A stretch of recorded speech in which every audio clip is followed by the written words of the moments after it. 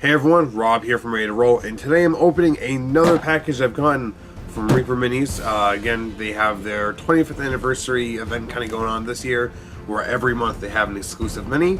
I didn't get a box in June, while June's mini was really cool. I feel like it's some kind of female sorceress model. I might be mixing it up with an earlier one. It was cool, but ultimately, just based on financials, I decided I'm either going to get June or July, and I saw July's, and I thought it was really awesome. Also, along with July 10th, they just released some of the Bones minis from the Bones 3 Kickstarter, so that definitely swayed me over until waiting until July. So, let us go through and see what we have got here today. As a note, I'm going to be taking pictures from the Reaper website, as opposed to using my own pictures. That way they're uniform and well lit and don't look awful and are not overexposed. But I digress. So from the Bones 3 Kickstarter, I have an ice troll that came out. Nice ice troll looking dude. 3 big fingers on each hand. He's holding a rock. Looks very ferocious. Has some kind of loincloth going on there. Next I have the giant cobra. Giant cobra, not as giant as I want to be. This would probably be considered a large creature. I was kind of hoping for something in the huge category. Regardless, this will be very nice to have, and I could throw it on a huge base and go from there. Next, I have just another troll where the head looks like it needs to be attached. This one has 4 fingers, more of a pot belly, more your generic kind of gruesome troll. Looks like it might be spewing something at you, very ferocious, tusks and long teeth, that kind of a thing. After that, we have Brotherhood of the Seal. This is a monk-like model. Kind of has hand wraps. You have to hold upside down hand wraps, kind of loose pants. Really cool monk model, human in nature, but you could probably use that for whatever. Has a cool headband and stuff too. After that, we have the Vagorg Half-Orc Sorcerer. I thought this was a really cool mini. I don't have any Half-Orc casters. I have a Half-Orc Monk, and I have a Half-Orc Barbarian, I think. And the Half-Orc Barbarian's painted very green. Not even just like kind of green, like very green, like he's a full orc. So it's cool to have a Half-Orc caster. Hopefully that brings some inspiration to my players. After that, I have Aglanda, Herald of Razmir, kind of a cloaked-looking figure. Almost looks like it could be a priest or a nun. Can't tell if that's a male or female model. Looks like you can really go either way, and the name like Aglanda is kind of ambiguous enough.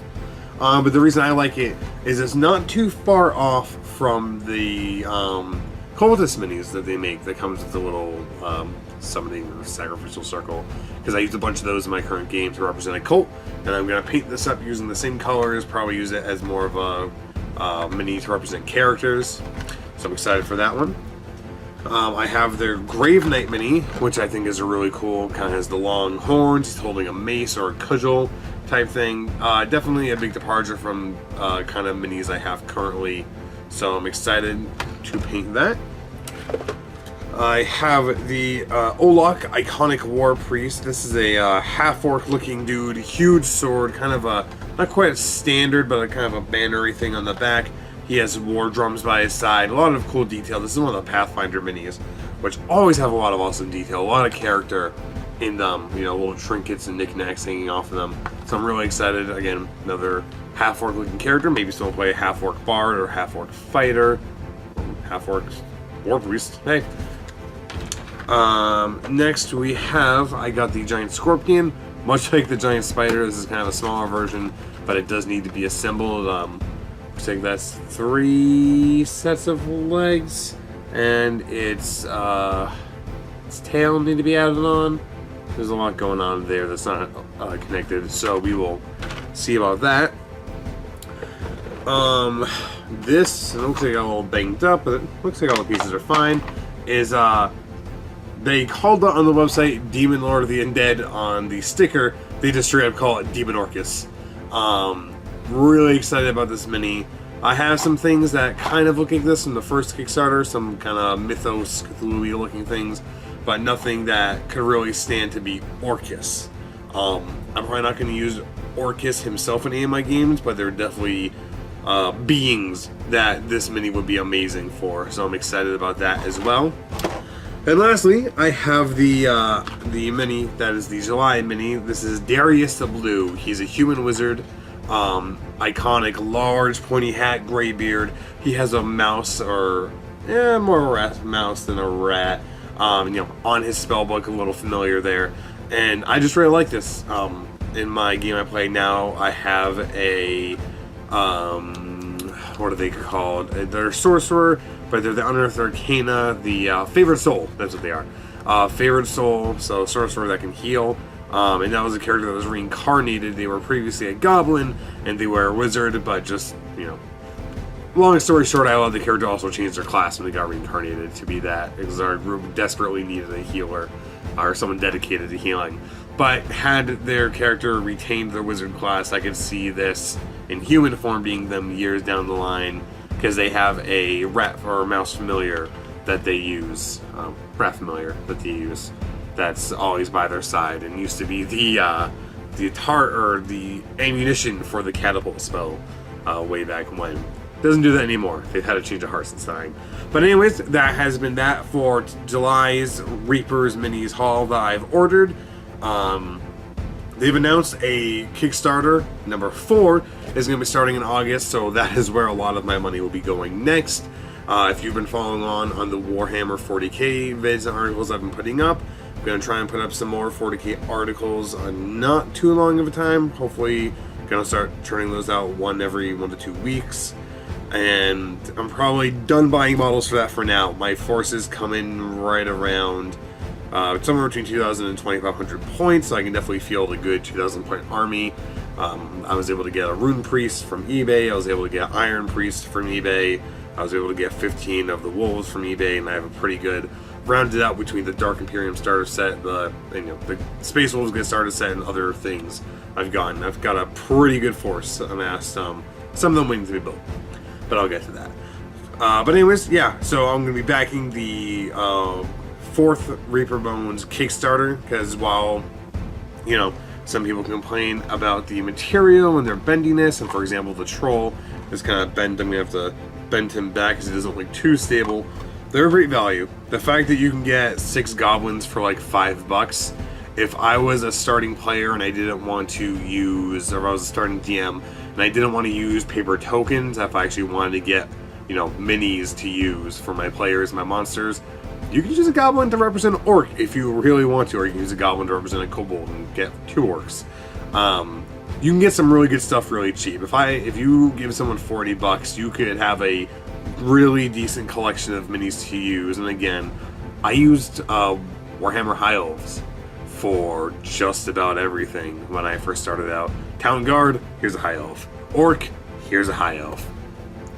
Demon, here are 2 High Elves kind of slopped onto each other, so that way they look bigger. But Reaper Bones are an awesome value. If you haven't done a Kickstarter for them before, you'll see online that they had some fulfillment issues with their Bones 3 Kickstarter. Some people are still claiming they haven't received them, but they've acknowledged those issues and they are fixing them. I have all the faith in the world in Reaper. I really like them as a company. I think they do good things, and that they are the I don't want to say victims, but there's been some bad decisions and misfortune made with the Bones 3 Kickstarter that I wasn't paying too close attention to, so I don't make too many comments, but I'll be doing that. Other note is you can currently buy the core box for the Bones 3 Kickstarter if you missed it on their website. It'll only set you back $190, but it's actually an extremely good value for that $190. And there's another thing, or there's 3 things on there. They had 3 kind of big expansions, each of which you can get for $80. The one I'm interested in is, I forget if it's called the Graveyard Expansion or Crypt Expansion, but it comes with a $30 Bones Crypt, where it's the floor, walls, and a ceiling, and you can take the ceiling off and you take the walls off.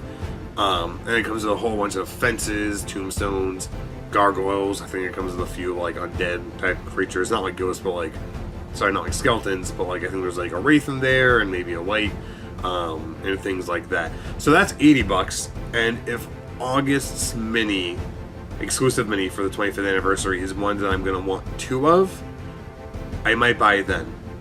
Because the Reaper 25th anniversary deal is if you spend $40 in a given month, you get the mini for free, and it's every 40 you spend. So if you spend 80 bucks, you get 2. So I didn't want to do it this month. Some of these other minis I wanted a little bit more than that crypt set, and I had no reason to really need to Darius the Blues. But if, you know, August is something like, oh, here's really cool named orc, you know, general or something, or some kind of bad guy that doesn't look too unique but looks really cool, then that'll be a good opportunity for me to order that, because I'll get 2 of them. But I've been rambling for a bit now. Thank you for watching me kind of unbox and unpack all these guys, and thank you for listening to me ramble about Reaper Mini. This has been Rob from Ready to Roll, and I'll catch you guys next time.